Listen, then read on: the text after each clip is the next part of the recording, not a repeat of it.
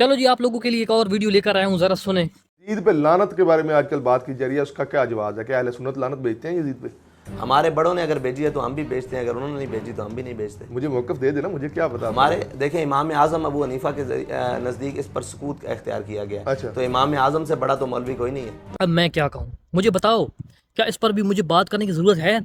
کیا اس کی بھی مجھے وضاحت کرنی ہے، یا آپ لوگوں کو خود ہی سمجھ آ گئی ہے؟ کون ہے بے وقوف جس کو سورج کی طرح حق سامنے ہے اور نظر نہ آ رہا ہو؟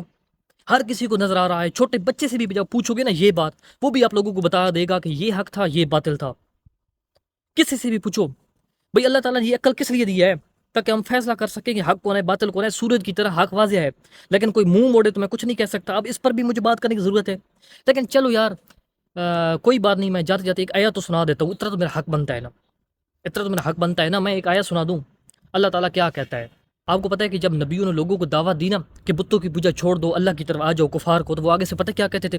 وہ کہتے تھے کہ ہم ایسا نہیں کریں گے، ہم بتوں کی پوجا ضرور کریں گے کیونکہ ہمارے باپ دادا ایسا کرتے تھے، ہم ان کی رسم نہیں چھوڑ سکتے۔ اور پھر اللہ نے بار کتنی ساری آیات قرآن کی ہیں، لیکن میں صرف ایک آیت پڑھوں گا، سورہ مائدہ آیت نمبر 104، جس کے اندر اللہ کہتا ہے وَإِذَا قِيلَ لَهُمْ تَعَالَوْا إِلَىٰ مَا أَنزَلَ اللَّهُ وَإِلَىٰ رَسُولِهِ، اور جب ہم ان سے کہتے ہیں، جب ان سے کہا جاتا ہے کہ جو اللہ نے نازل کیا ہے اس کی طرف رجوع کرو، اس کی طرف آ جاؤ، اس کو مانو، وَإِلَىٰ رسول، اور رسول کی طرف آ جاؤ، اس کو مانو، تو آگے سے کہتے ہیں قَالُوا مَا وَجَدْنَا عَلَيْهِ آبَاءَنَا، ہمارے لیے بس وہی کافی ہے جو ہمارے باپ دادا کی طرف سے ہم تک پہنچا ہے، ہمارے تک آیا ہے، ہمارے باپ دادا کی طرف سے جو ہم تک پہنچا ہے ہمارے لیے بس وہ کافی ہے اور نہیں چاہیے۔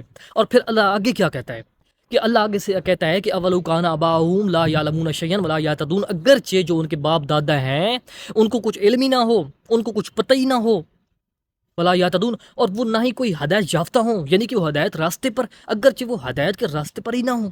اب خدا کے لیے مجھے گالیاں نہ دینا، مجھے کچھ نہ کہنا، میری کوئی غلطی نہیں ہے، میں نے صرف قرآن پڑھا ہے، قرآن کی آیت پڑھی ہے، ترجمہ کیا ہے، جو کچھ کہنا ہے قرآن کو کہو، قرآن کی آیت کو کہو، مجھے گالیاں نہ دینا، کیونکہ میں نے صرف آیت کا ترجمہ کیا ہے اور میں نے کچھ بھی نہیں کیا۔